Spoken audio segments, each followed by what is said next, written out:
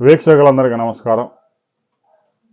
విజయవాడ దుఃఖదాయనిగా పేరుపడ్డ బుడమేరు ముంపు నుంచి 20 లక్షల నగర ప్రజల్ని రక్షించేందుకు కూటమి ప్రభుత్వం కీలక నిర్ణయం తీసుకుంది.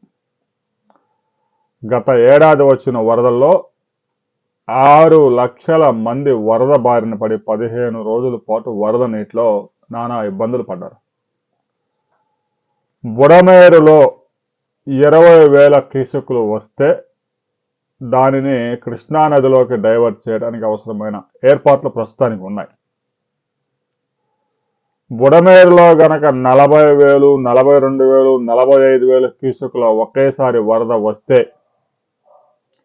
బుడమేరు సామర్థ్యానికి రెట్టింపు వరద ఆ వరదని కృష్ణానదిలోకి మళ్లించడానికి కానీ కొల్లేరులోకి పంపించడానికి కానీ అవసరమైన సదుపాయాలు లేవు. దీంతో నగరంలోని 38 కాలనీలని 38 డివిజన్లని ముంచెత్తుతా ఉంది. 6 లక్షల మంది ఈ వరద బారిన పడుతున్నారు. దీంతో బుడమేరు మీద కూటమి ప్రభుత్వం సమగ్రంగా అధ్యయనం చేయించి బుడమేరు సామర్థ్యం పెంచడంతో పాటు బుడమేరుకు ఎక్కడైతే హర్డిల్స్ ఉన్నాయో వరదని అడ్డుకుంటూ కొల్లేరులోకి వెళ్లకుండా ముందుకు నీరు వెళ్లకుండా అడ్డుకుంటూ ఉన్నాయో ఆ హర్డిల్స్ తొలగించుకునే కార్యక్రమానికి శ్రీకారం చుట్టింది. ముఖ్యంగా ఎనికేపాడు దగ్గరున్న అండర్ టన్నెల్ బ్రిటిష్ కాలంలో 4,500 క్యూసెక్కుల సామర్థ్యంతో మాత్రమే నిర్మించారు. అంటే అప్పటికి విజయవాడ నగరం ఇంతగా విస్తరించలేదు. బుడమేరు ముంపు ప్రాంతంలో ఆ రోజుల్లో ఇల్లే ఉండేవి కావు. దాంతో బ్రిటిష్ వారు బుడమేరు సామర్థ్యం 4,500 క్యూసెక్కులతో ఎనికేపాడు దగ్గర అండర్ టన్నెల్ నిర్మించారు. ప్రస్తుతం ఆ టన్నెల్ సామర్థ్యం సరిపోయే పరిస్థితి లేదు.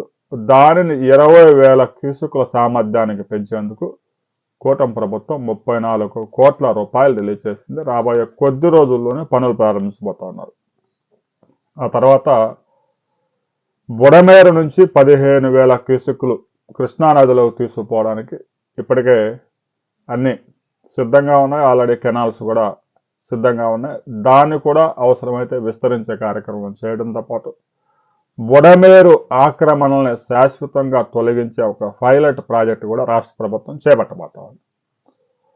అది గనక పూర్తయితే ఇక బుడమేరులో 45,000 క్యూసెక్కుల వరద వచ్చినా కూడా ఏ ఒక్క కాలనీలో కూడా చుక్క నీరు రాకుండా వరద నీరు రాకుండా కూటమి ప్రభుత్వం ఒక సమగ్ర ప్రణాళికను రూపొందిస్తూ ఉంది. ఆ ప్రణాళికలో భాగంగా వెంటనే ఇమ్మీడియట్గా ఎనికేపాడు దగ్గర యూటీని నిర్మించే పనులు ప్రారంభించబోతున్నారు.